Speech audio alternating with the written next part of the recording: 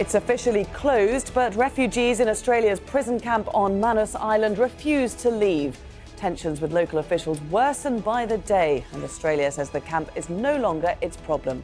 So what can be done to resolve the crisis? This is Inside Story.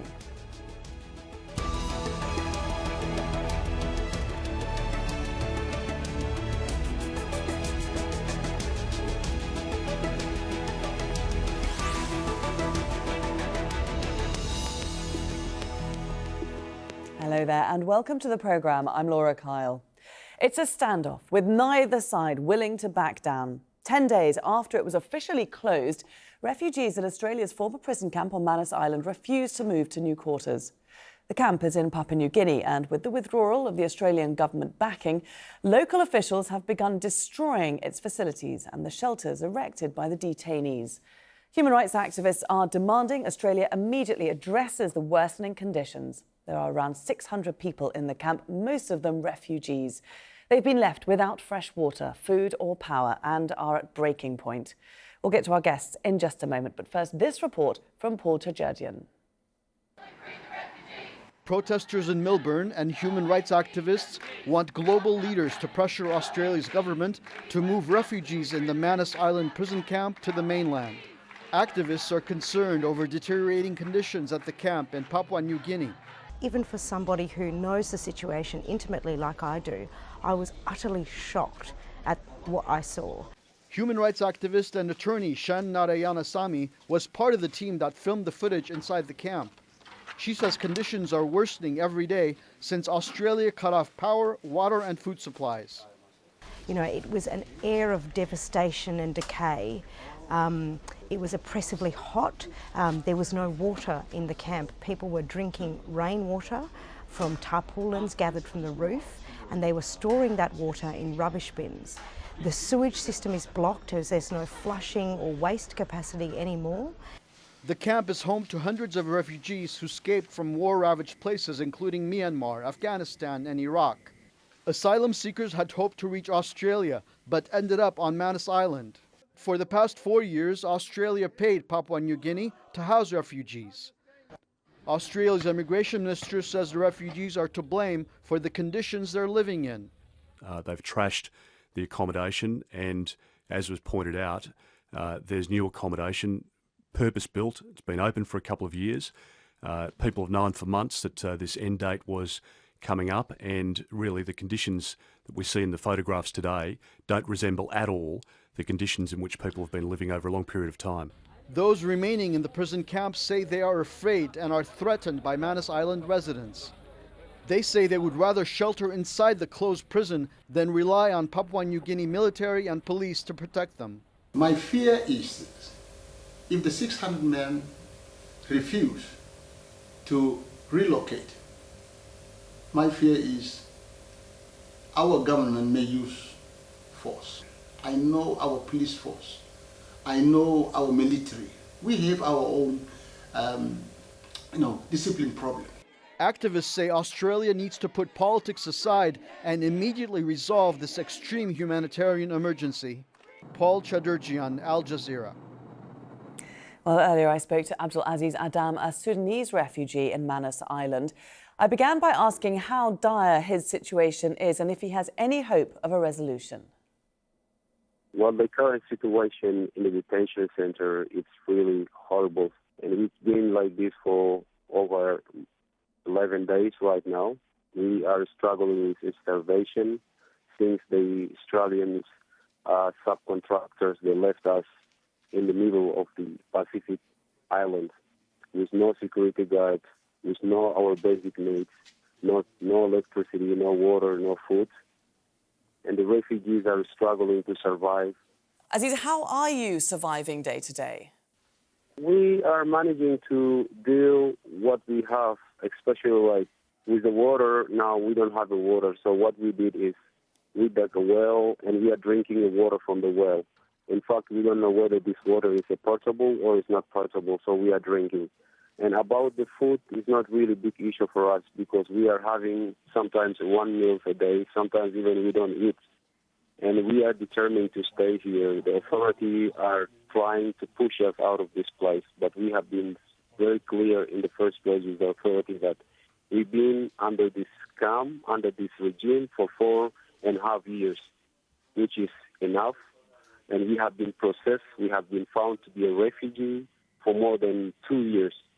And until now, we haven't given any chance to resettle in a third country, and we haven't given offer any chance by the authority, Australian department, to move us out of this place. So what they came up with an idea, they want to send us in the middle of nowhere, and we fear from our safety. There's no safety out there. Some of our friends have been beaten up.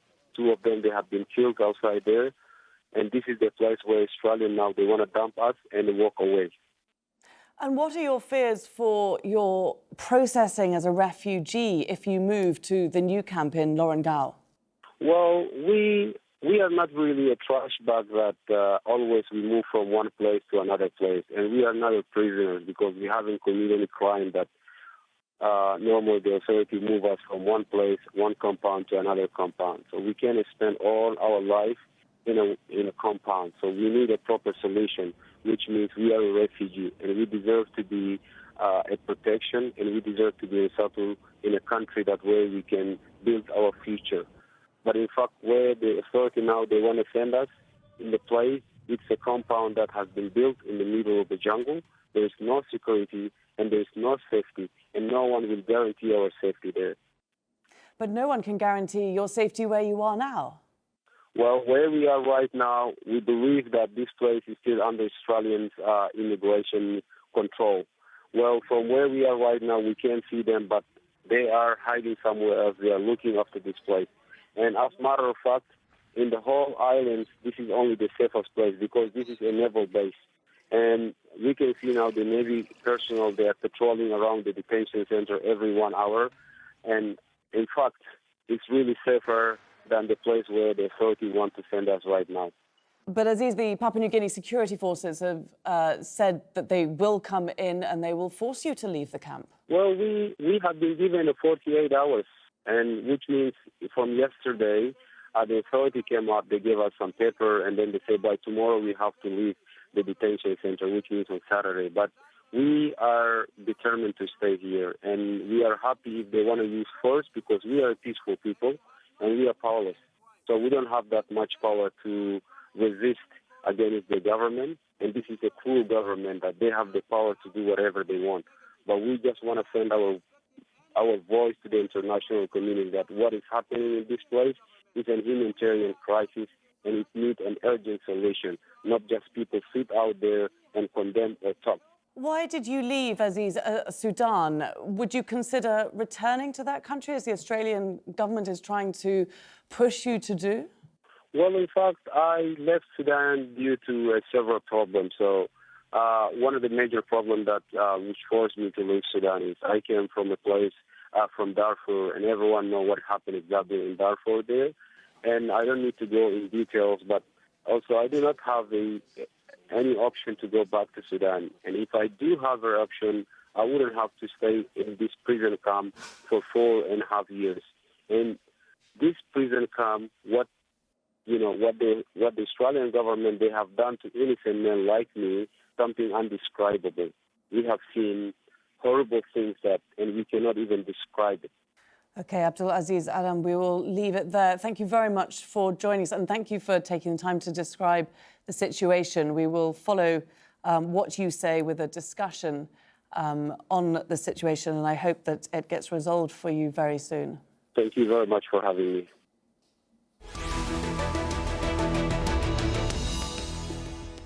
So that is the story from Manus Island. Let's bring in our guests now to discuss this further. And via Skype from Brisbane, we have Kate Schutze, Pacific researcher at Amnesty International.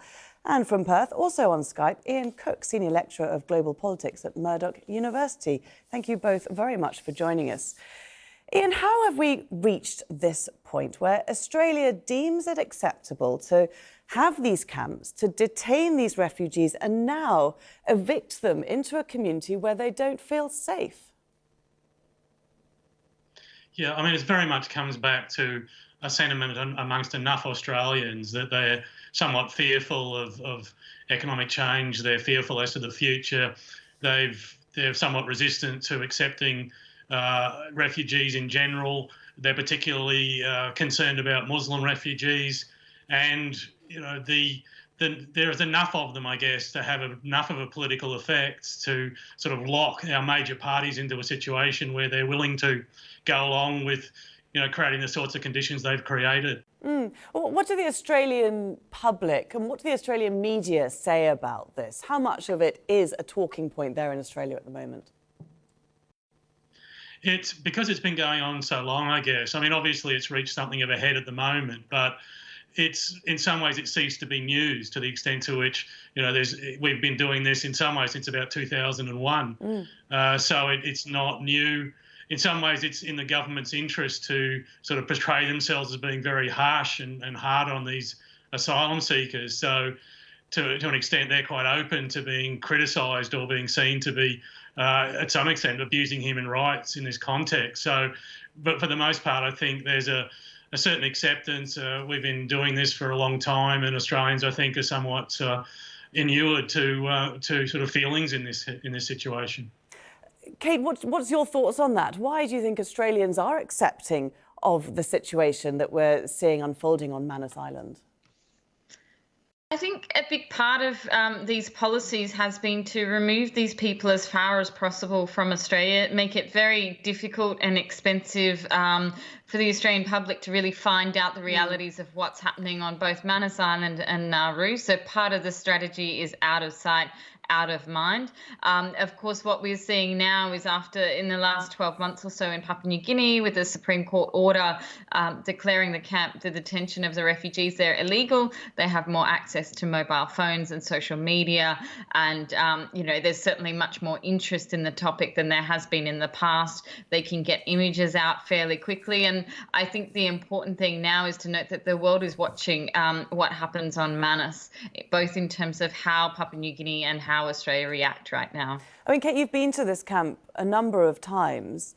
You say that the conditions there are designed to mentally break the people in the camp. Do you think they've succeeded? I mean, talking to Aziz just then, he sounded pretty strong and pretty defiant. Yeah, I mean, I think with any population, there's a huge mix. There are some people suffering very serious mental health issues, many of those which are brought on by the prolonged period of detention that they've experienced on Manus Island. I think people like Aziz and Baruz Bachani are kind of the exception to the rule in terms of how they're coping and how they're suffering, but that doesn't mean they're not experiencing hardships themselves. So right now we are experiencing a humanitarian crisis evolving on Manus Island, and the concern is that could actually get worse in the coming days. Okay, Aziz there believed that the current camp where he is and the other 600 men still remains under Australian immigration control, and therefore he feels that this is the safest place for him to be right now. Is that what your assessment reflects as well? Yeah, I mean, absolutely they're under Australia's control right now, but they would be even if they moved camps. And the reason I say that is Australia is bankrolling what's happening on Manus Island to the tune of $250 million, and that's just over the next 12 months. So Australia is very much the puppet master behind the scenes, although they have, created the appearance of withdrawing from the centre right now. There's a lot of Australians on the island. There's a lot of senior officials behind the scenes calling the shots.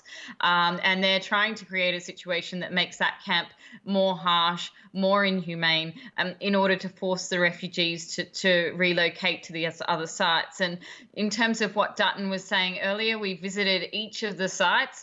We weren't allowed into the centres this time. We have been into the centre where the 600 men are now in the past. But essentially these sites aren't ready. And that's exactly what UNHCR has been saying consistently. So, Dutton's propagating these lies.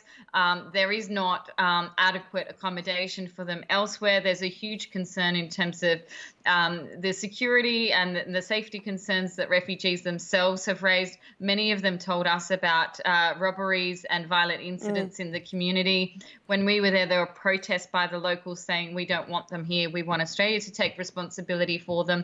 So all of these complexities aren't actually addressed by shuffling them from one prison camp to another on the same island. In Peter Dutton, of course, being the immigration minister, I mean, he's taken one line of complete scepticism of any report, such as the report by Amnesty following their visits. He says that the detainees trashed the camp themselves, and why would they want to keep it open when they earlier claimed that it was a hellhole?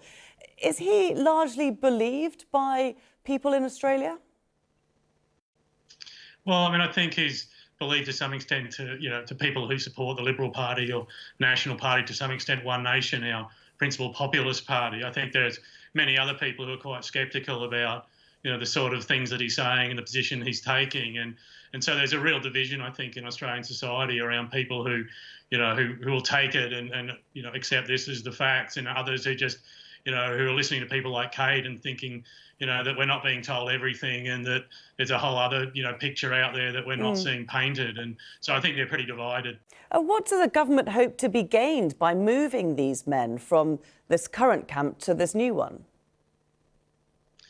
Well, to some extent, it was forced upon them by the Papua New Guinean Supreme Court, and the new facilities are supposed to sort of be, I guess, a little bit more amenable in terms of the rights of the people involved. But for the most part, it's just a case of trying to keep them away as far as possible, to some extent, as Kate was saying, to hide them away. So they're just going to try and sort of keep shuffling them to places. They can't let them on soil, in Australian soil, because that would be an electoral problem for them. They lose support. So they're just in a situation where they've just got to do anything they can to keep them somewhere else. Kate, what's happened to the plans to resettle them? I mean, the US was going to take around 1,200 refugees under Obama. Where does that plan stand now under Donald Trump? Well, I mean, Donald Trump has pushed back on that in the leaked phone calls that we've seen come out with his first conversation with the Australian government in office. But, a lot of people felt that the US deal was a bit of a sham when we were there. They were concerned that there was only a small number of people ever going to the US, and that those people went at a time to try and induce them to move or coerce them to moving to these other camps. They have a real concern that this is all part of a plan of Australia to sort of slowly pull out and leave them behind in Papua New Guinea. But of course, Papua New Guinea is not actually offering them settlement. They're not allowing them to move off the island. They're not giving them the opportunity to work and rebuild their lives. And so there's a lot of fundamental problems with this system, is that no one after 4.5 years has come up with a long-term plan in terms of providing protection that those people who are found to be refugees actually need. And Kate, what do the people you've been speaking to actually want? If they can't go to Australia and they accept that, where would they go? Well, most of the people are now saying that, they're not so interested in Australia. They've seen how Australia has treated them over these years. All they want is safety in a country where they can rebuild their lives. So many of them opted for the US deal when that was on the table. It's unclear whether that will continue to go ahead and what kind of numbers we're looking at right now. There's also the offer from New Zealand on the table to the Australian government to take 250 people a year.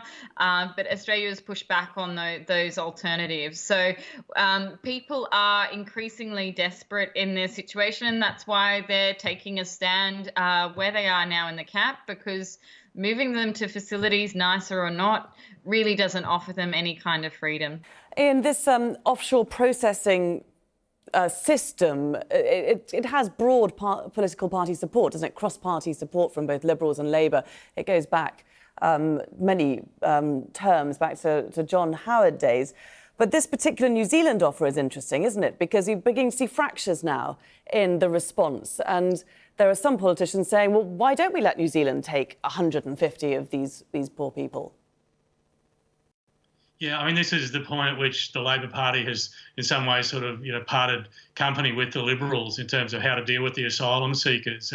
There was a time between 2008 and 2012 where Labor had promised in an election to get rid of these detention centres, but an influx or a greater number of refugees led them to reopen them. And ever since then, the Labor Party has been pretty silent and not particularly critical of government policy and of the sorts of conditions that the asylum seekers are facing where they are. So there's, the New Zealand thing, yes, certainly Labor is sort of critical of the government for not taking that deal, and it pretty much is the first time they've parted company for since 2012. It's really hard to understand what Australia's obsession is with what it terms boat people, especially when you look at the numbers and you look at the majority of asylum seekers actually arriving by air. So what is it? Can you explain it to us? Yeah, I mean, in some ways it goes back as part of a sort of cultural, part of the Australian culture, and there's always been fear of invasion, and particularly sort of, I guess, fear from invasion from Asia, and like the boat people, I suppose, are being seen to be, an expression or the latest expression of this sort of Asian invasion. I mean, Pauline Hanson in her first period in federal parliament, One Nation leader, talked about, Australia being swamped by Asians. But for the most part, it works to a small percentage of voters who are quite sort of hostile to asylum seekers, worried about Muslims, and that small number of voters can make a difference in terms of election outcomes, and so I see these policies as very much directed to those people. It's a vote loser to allow people onto Australia, and both parties are aware of that, and that's why they maintain and they support and encourage, despite the fact there are plenty of people critical of this in Australia, they encourage this sort of anti-refugee sentiment. Kate, what do the refugees hope to happen by staying in this camp? Well, I mean, essentially, they want people to notice what's going on there, what the conditions are like, but ultimately they just want a chance at freedom and safety. And that's a very simple call for people that have been locked up for 4.5 years now in appalling conditions on a remote Pacific island. I think it's time for there to be some kind of change and move forward on this issue. And there's certainly options on the cards for the Australian government. The issue is whether they're prepared to accept their responsibility now and take that. Unfortunately, because they have been made examples of, haven't they, by Australian politicians? Because you look at least at the record that the Australian politicians want you to see, and it's worked. These prison camps have worked. The boats, as far as the Australian politicians are concerned, have stopped coming. Well, I mean, I think that's arguable because we've seen in the last few years the Australian government has stopped talking about boat arrivals, and they've called them official security matters on water. And so we've seen a decline in the awareness and in the public arena about those who are attempting to get to Australia. I don't think it means that no one's attempted to get to Australia in the last couple of years. I think it just means that we're seeing a dual policy on both sides. One is to be incredibly harsh and punish refugees and asylum seekers, and on the other hand, it's to deter and turn away the boats that might be trying to come to our shores. So they've got that dual policy at the moment, and I think it's getting harder and harder to justify the cruelty to these people who have justified that they're refugees now. Ian, do you see the policy changing anytime soon? It's very hard to see it. I think that in terms of both parties, certainly in the Liberal Party, there's a very strong Conservative group in there who I think is quite supportive of this policy. Labor, sees itself as very much in a position to win the next federal election, so they'll be trying to, minimise any electoral costs, and this could be an electoral cost for them. So, apart from the Greens, who systematically supported the rights of asylum seekers, we're not seeing any real movement that leads anyone to, I think, believe that a change is in the air. And the harshness is in some ways part of the message to other potential asylum seekers that this is the sort of treatment you'll get if you try to come to Australia. OK, there we will have to leave our discussion for today. Very interesting indeed. And of course, we will be following this story closely over the coming days as the PNG authorities move into that camp on Manus Island. Many thanks to our guests for joining us today, Kate Schutze in Brisbane and Ian Cook in Perth. And especially thank you to Abdul Aziz Adam, a Sudanese refugee on Manus Island, who earlier joined us by telephone. And thank you too for watching. You can see the programme again anytime by visiting our website, that's aljazeera.com. And for further discussion, do go to our Facebook page, that's facebook.com/AJ Inside Story. Plus, you can join the conversation on Twitter. Our handle is @AJ Inside Story. From me, Laura Kyle, and the whole team here, bye for now.